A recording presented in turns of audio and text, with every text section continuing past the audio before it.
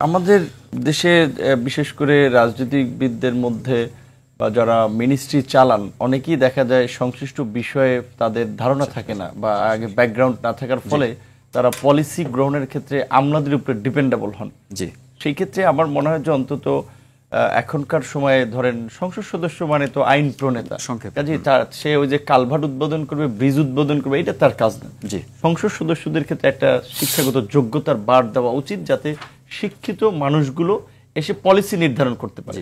এবং এখনকার এই যে জেনজি কিংবা জাগ্রত তরুণ প্রজন্ম যে যাদের আন্দোলন সংগ্রামে এটা একটা বিপ্লব বা গণঅভ্যুত্থান সম্ভব হয়েছে, সেখানে তাদের মধ্যে যদি এই স্পিডটা থাকে তাহলে অনেকখানি পরিবর্তন হবে। কিন্তু আমি এই কথাটুকু বলতে হচ্ছে যে সালাম ভাই যেটা বলছে যে বিশ্ববিদ্যালয়ের গ্রাজুয়েশন শেষ হওয়ার আগে তাদের অনেক এখন এমপি হওয়ার জন্য এলাকায় ওই পুরানো স্টাইলেই ওই আপনার ওই চোরাচালানকারী ওই মাফিয়া দুর্নীতিবাজ তার কাছে পয়সা নিয়ে শোডাউন দিচ্ছে এলাকায়।